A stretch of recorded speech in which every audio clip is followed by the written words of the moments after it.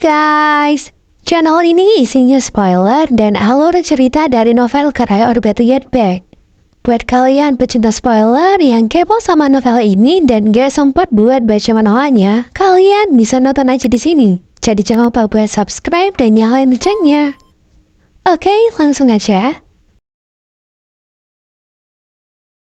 Layla melewati 4 hari sendirian di pondok. Dia ngikutin saran Paman Bill dengan ngunci pintu dan ngambil senapan Paman Bill dan dia taruh di samping tempat tidurnya sebagai tindakan pencegahan. Tapi tetap aja Layla nggak bisa tidur nyenyak. Kadang-kadang dia kebangun tengah malam dan mimpi buruk. Di malam hari, waktu Layla mimpi dia dipukulin dan ditinggalin sendirian, pasti terlintas wajah Matias yang berakhir jadi mimpi dia ciuman sama Matias. Dan ciuman itu mirip sama ciuman mengerikan sebelumnya. Di pagi hari, Layla ngelakuin kegiatan yang biasa dia lakuin. Anehnya, Layla nggak bisa fokus baca buku ataupun belajar kayak biasanya. Waktu nggak ada kerjaan, Layla ngabisin waktunya mondar-mandir aja sampai malam tiba. Yang ngebawa dia lebih banyak mimpi buruk. Di hari keempat, Layla pergi ke halaman belakang. Dia jadi ingat kalau selama ini Layla nggak pernah jauh dari Paman Bill. Mereka berdua selalu bareng. Dan berkat Paman Bill, Layla nggak pernah ngabisin waktu sendirian. Dan butuh 4 hari buat Layla menyadari hal ini. Namun kesadaran lain segera menyusul. Dia menyadari betapa kesepian, sedih, dan menakutkannya hari-harinya mengembara di dunia sebagai seorang gadis muda sendirian. Setelah merenungkan hal-hal ini sebentar, dia terus berjalan ke halaman belakang. Saat dia ngasih makan ayam dan memerah susu kambing, Layla nggak bisa menahan diri buat gak melirik ke seberang halaman berulang kali. Layla benar-benar berdoa biar Paman Bill cepat balik.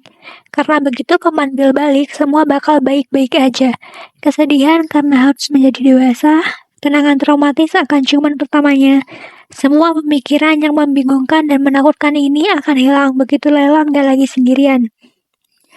Di sisi lain, Kyle lagi duduk di kamarnya. Dan waktu sadar ayahnya masuk ke kamarnya, dia berbalik ngadep ayahnya. Ternyata selama ini Kyle lupa waktu sampai nggak sadar udah beberapa hari dia lewati semenjak pembicaraan soal pernikahannya sama Layla.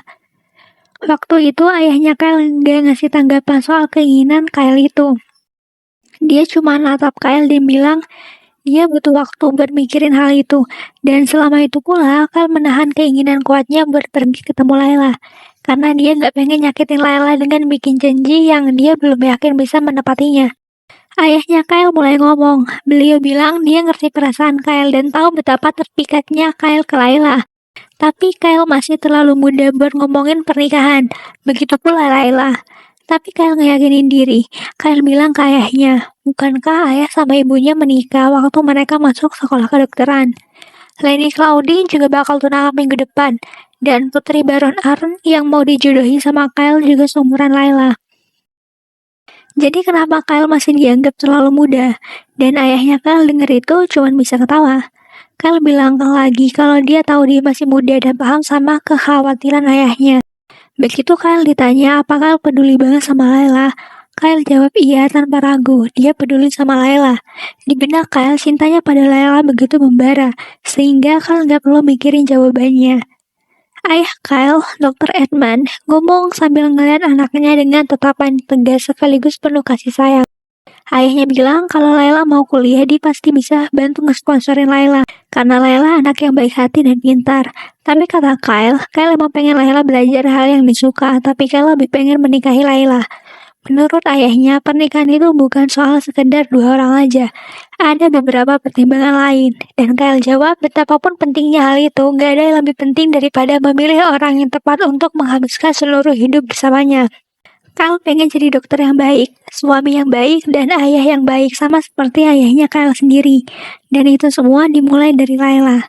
Kyle pengen jadi orang yang baik terhadap Layla, suami yang baik buat Layla, dan ayah yang baik bagi anak-anaknya. Tanpa Layla, semua terdengar konyol dan gak berarti. Tanpa Layla, Kyle gak bakal punya rasa percaya diri buat hidup kayak gitu. Bahkan semua hal yang ayahnya sukai di diri Kyle itu semua berkat Layla. Dan Kyle gak mau kehilangan Layla. Jadi Kyle memohon dengan sangat ke ayahnya, tolong bantu dia biar Layla nggak pergi dari hidup Kyle. Dan semua ucapan Kyle itu dia sampaikan dengan penuh tekad dan percaya diri, berharap semoga ayahnya percaya sama keyakinan Kyle. Setelah malam tiba, Layla duduk di kursi teras. Ternyata sampai saat itu pemandu belum kembali.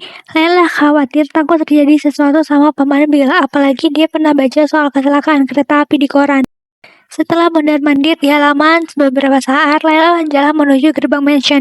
Setelah beberapa hari terakhir, Layla terlalu takut ketemu sama Matias setiap melewati jalan menuju gerbang ini. Selama Layla berjalan, dia selalu mikirin Paman Bill, karena sejak kecil dia punya kebiasaan negative thinking. Apalagi udah mengalami kemalangan sejak kecil sampai dia harus pindah-pindah rumah dan jadi korban KDRT. Jadi dia harus mempersiapkan diri menghadapi kemalangan apapun yang mungkin terjadi ke depannya. Sebelumnya Layla menghadapi kemalangan dengan mencoba tersenyum. Namun jika suatu kemalangan menimpa Paman Bill, Layla nggak yakin dia bisa menghadapinya dengan tenang. Sambil melipat tangannya seperti sedang berdoa, Layla berkata, "Tolong jangan tinggalkan aku sendirian." Sekarang Layla khawatir dia ditinggalin sendirian lagi, sama kayak dulu, di mana Layla ditinggal pergi sama orang-orang kesayangannya. Ayo kita flashback ke masa-masa itu. Jadi Layla tinggal bareng ayah dan ibunya, semacam keluarga kecil gitu. Dan waktu Layla kecil, dia dikasih stoples penuh permen cantik sama ibunya. Dan itu pertama kalinya Layla ngelihat hal kayak gitu di hidupnya. Waktu Layla nanya kemana ibunya mau pergi, ibunya jawab kalau dia bakal pergi jauh. Terus ketika ditanya apa bakal terlambat, ibunya jawab, dia bakal pulang terlambat, sangat terlambat. Jadi Layla minta ibunya berjanji sama Layla buat pulang sebelum Layla ngabisin semua permen di toplesnya. Dan ibunya berjanji.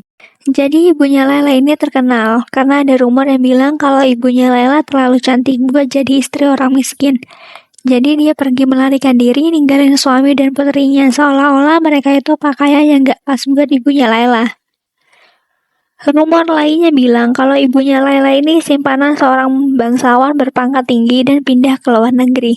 Sebenarnya apapun yang terjadi, ibunya Layla jangan sampai sekejam itu dengan melantarin seorang putri kecil dan seorang suami yang sangat terpuruk karena ditinggal pergi istrinya. Padahal sebelum kejadian itu ayahnya Layla ini baik dan amat sangat sayang banget sama Layla. Dan setelah ibunya pergi, ayahnya Layla ini jadi mabuk-mabukan dan bilang gak tega ngeliat wajah Layla karena wajah Layla ngingetin ayahnya sama istrinya yang udah ninggalin dia. Layla makan permen secukupnya sambil nunggu kepulangan ibunya. Dan waktu Layla sadar permennya udah menipis dan bagian bawah toples sudah kelihatan, Layla jadi tambah sadar kalau ibunya nggak bakal pernah kembali. Layla nggak mau nerima kenyataan menyakitkan itu, jadi dia menahan diri untuk nggak makan permen terakhirnya. Layla masih punya permen terakhir waktu dia ditinggal sendirian di dunia. Ayahnya yang semakin sakit dan lemah karena alkohol akhirnya meninggal dunia. Hari itu mungkin karena merasa bahwa ajalnya sudah dekat, ayahnya Layla menoleh ke arah putri yang sudah lama dia hindari dan tersenyum. "Kalau bunganya sudah mekar, ayo kita ke taman, Layla," kata ayah Layla dengan suara lemah. Dan tawaran ceria itu ternyata menjadi kata-kata terakhirnya saat ia meninggal malam itu. "Jika Anda akan pergi, Anda tidak boleh membuat janji apapun," kata Layla. Gak yakin apa yang harus dilakukan terhadap gadis kecil yang merepotkan ini. Kerabat Layla pada awalnya terhenti, masing-masing berharap ada kerabat lainnya yang akan mengambil tindakan untuk merawatnya.